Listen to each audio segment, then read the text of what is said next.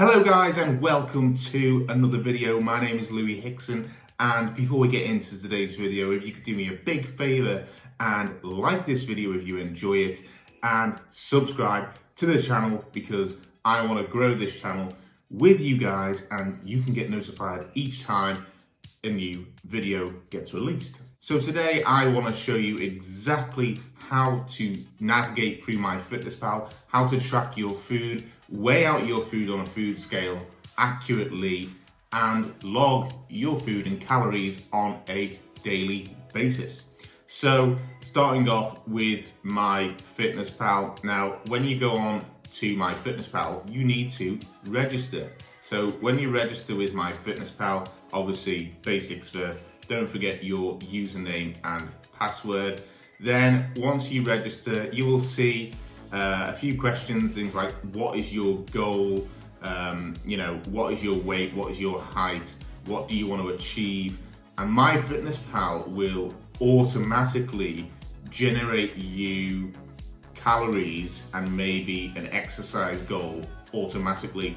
Now, I would ignore this because MyFitnessPal, when it auto-generates your goals and your calories, it is not very accurate. If possible, skip it or answer whatever you want. If your goal is to build muscle, it doesn't matter if you put lose fat because you can adjust the calories yourself. Once MyFitnessPal gets through those questions, you can always change your goal anyway.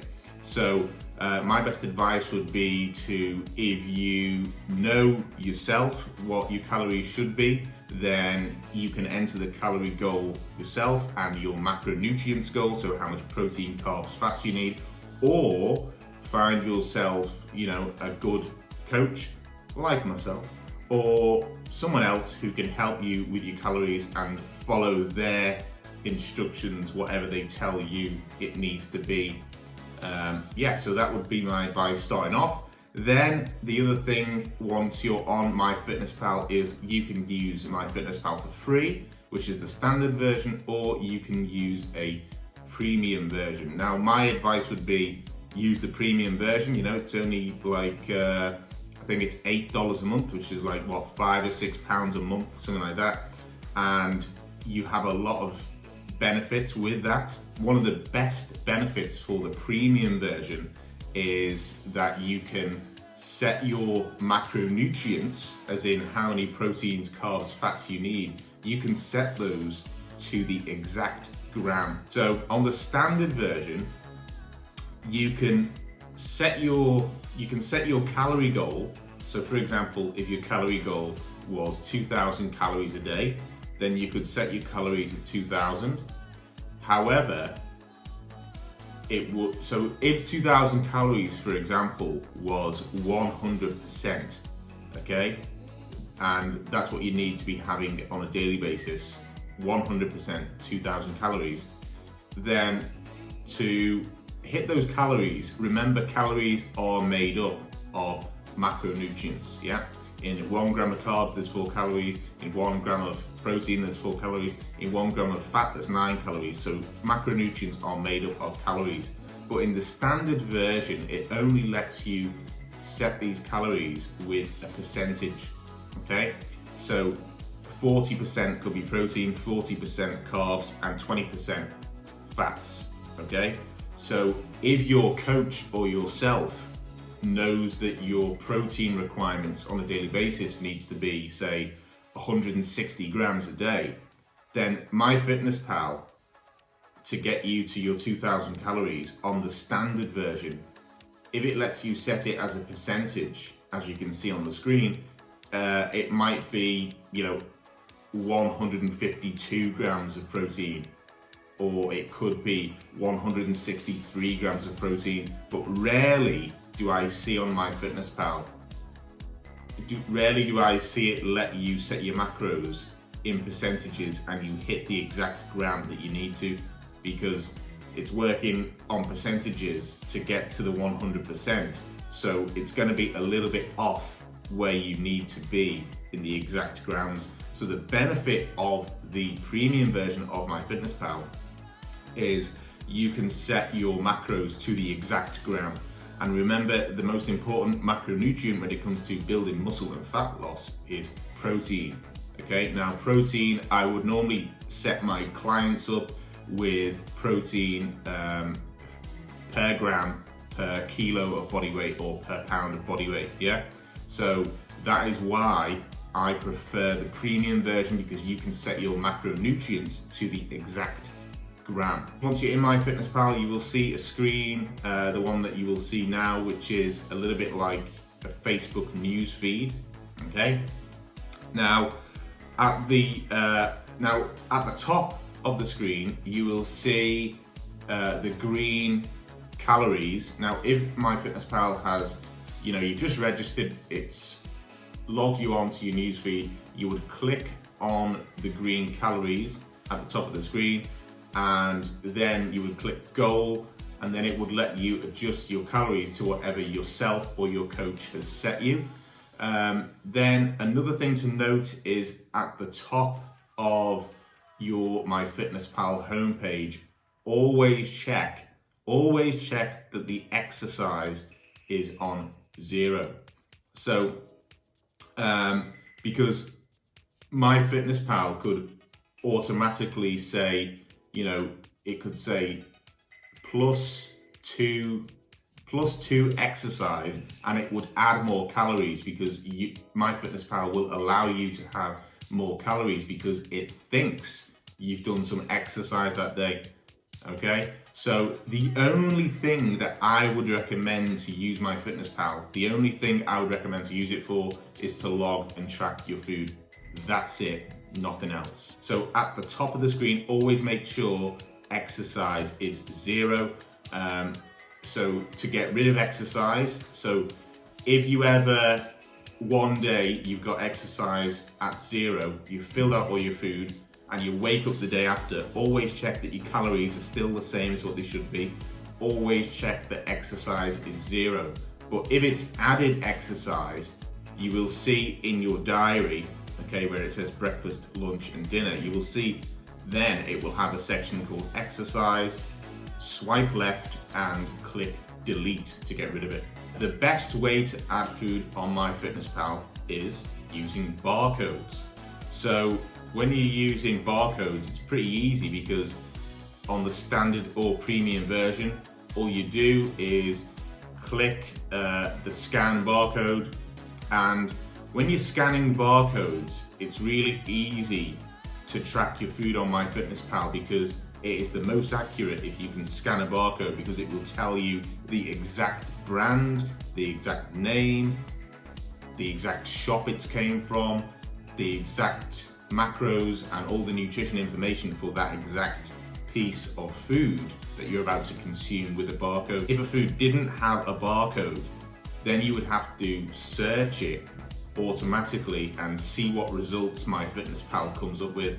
Now, when you scan your barcode, we have what we call single items with barcodes, and we have bulk items with barcodes. Things like that, you would just scan the barcode and it would already come up like 1 bagel, easy, you don't have to measure anything out. Eggs, you would scan the barcode and it would usually come up with 1 egg. If you've had 2, you would put 2 eggs. So you don't have to measure single items out like that. Now, obviously, when you're navigating through MyFitnessPal, you've scanned it. Then once you've put the serving size, you put the amount you've had of whatever food, then in the top right corner, you've got a tick it, and that would automatically add it to your diary. The other thing in MyFitnessPal, as you will see, is to see how much of the food you've got left for the rest of the day. You would have a section which says nutrients. So you click on nutrients, and the main things that we want to be tracking on a daily basis are the calories, protein, carbohydrates, fats, and possibly fiber as well. So when you click on nutrients, it will tell you the total that you've had so far, okay? It will tell you the goal that you're supposed to have, and it will tell you how much of the macronutrient you have remaining left for the rest of the day. Now we're going to take an inside look into the kitchen, where I'm going to show you how to weigh out your foods, how to log them in MyFitnessPal again, a little bit more about fruits and vegetables and foods without barcodes. What nutrition labels are good for? Nutrition labels are very good for knowing how much of something is in 100 grams or in the item. If you cannot scan the barcode or MyFitnessPal isn't working, then you could just note it down in your notes, for example, on your phone or on a notepad.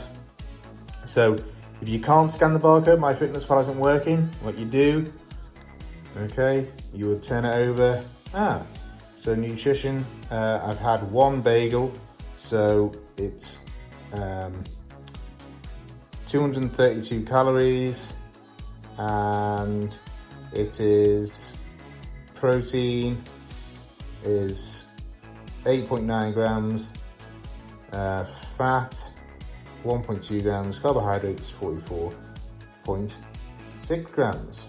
Okay, so that is how we would look at a nutrition label. So it can be beneficial, obviously, if MyFitnessPal isn't working. Chicken breast, which you couldn't have quickly like a bagel, then you would go to the back, and again it says nutrition, typical values per 100 grams. So this is what we would call like a bulk item, something like your chicken, oatmeal, or minced beef, for example, because you're not really gonna eat these quickly as single items. So if MyFitnessPal wasn't working, obviously you would look and say, so in 100 grams of this, there is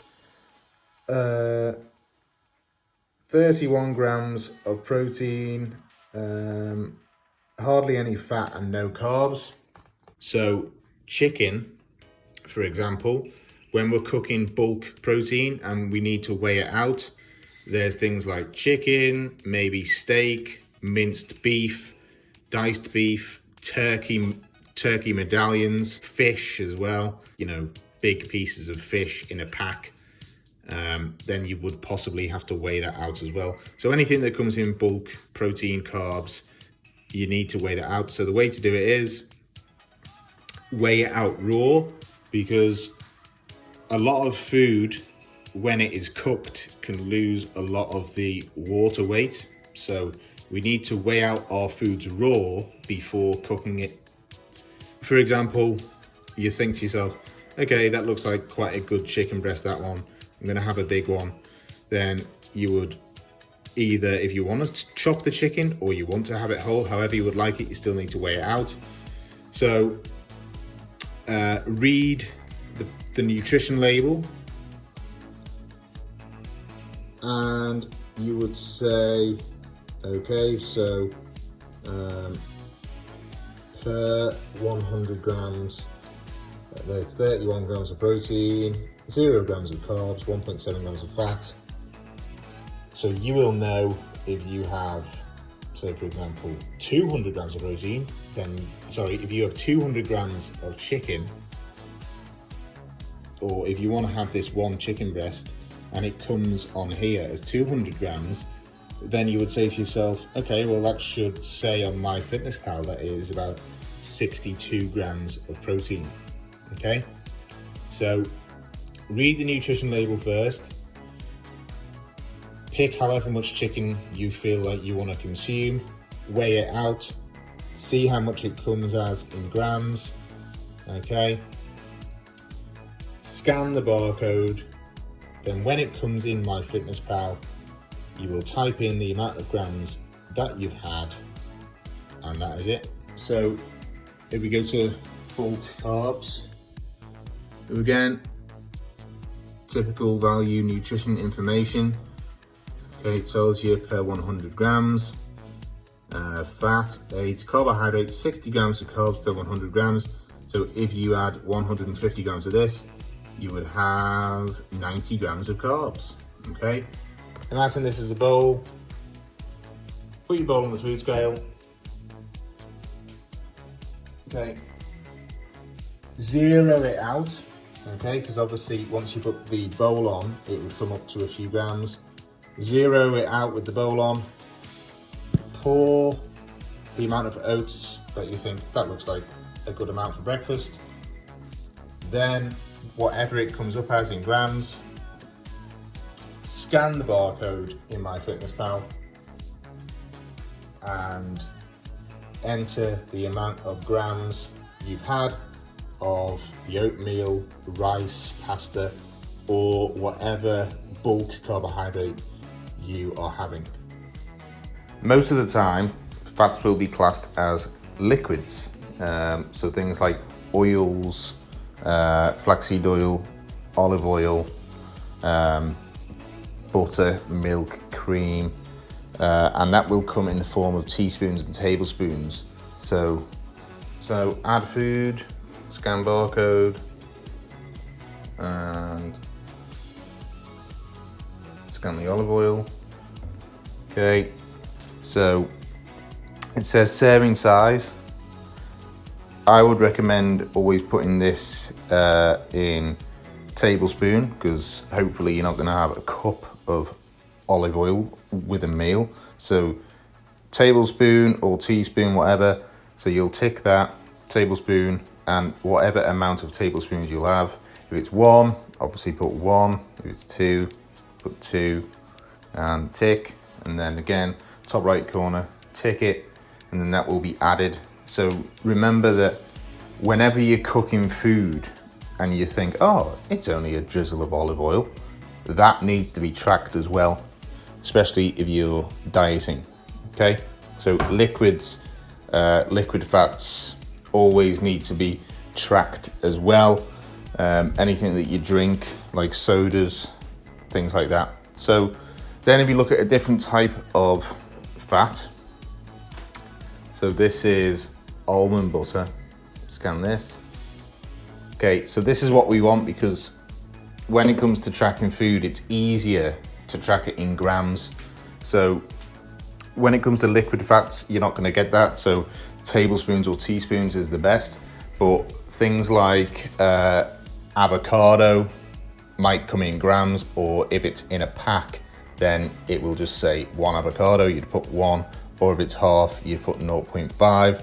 But almond butter, 100 grams. So obviously I would put the bowl or the tablespoon. So say for example, if you had a bowl, put the bowl on your food scale, zero it out with the bowl on, and then put the almond butter into the bowl until it says however many grams you want. So the easiest way to do it sometimes in grams is just put it to 1 gram, because if you're going to have less than 100 grams, put 1 gram, and if it's less than 100, whatever amount you have, you could just put decimal 65 grams. Easy as that. Tick it, and that will be added as well. So that is how you would do fats. When it comes to fruit and vegetables, don't worry about tracking vegetables. Don't be that neurotic when it comes to tracking vegetables. It doesn't really make a difference. There's like hardly any 0 calories in vegetables, maybe apart from sweet corn, but hey ho. When it comes to fruit, so I'll just show you. So if it's bananas, tangerines, things that come in single packs like this, I think normally you'd scan the barcode and it would say 1, so it's pretty easy because it's like a single item. However, things like pineapple, again, that you need to slice or chop up, you would just weigh it on the food scale or zero out the bowl on the food scale, put the pineapple in, and however much you want in grams, you would do it. So something like pineapple or a big fruit, you would have to weigh out, but the smaller single fruits, they're single items, so it's easy. Anything that doesn't have a barcode on it, like say for example, if it was these cherry tomatoes, then what you would do is you would go to search, go to the search bar, cherry tomatoes, search, click search. Normally the ones at the top are the best. So cherry tomatoes with a green tick, or if you know what store they might have come from, if it was Asda, maybe select that one. And then what you can do is you could see which one is the best match with the green tick, or find one with the store you think it came from. Normally the better options are near the top. So see which one matches the best to what you've got, search it, and then you could do like what a doctor does when he asks for a second opinion. And you could go on Google, search for it on there, and if the calories are quite similar, look which one is the best match to the one that's on MyFitnessPal. And that is how you would select something that hasn't got a barcode. And then to add it, you would click here. Obviously again, number of servings 1, if you're gonna have, you know, so here, something like tomatoes or blueberries, I would recommend grams or cups. So get yourself a cup, tick it. If it's 1 cup, you put 1. If you've got half a cup, 0.5. Add it, tick it, always tick it right in the corner. And as you can see, the things that we just scanned, extra virgin olive oil, almond butter and cherry tomatoes, has now all been added. So that is what you would do with things that haven't got barcodes, fats and fruit and vegetables. Apologies about the light as well. I'm in a fucking greenhouse.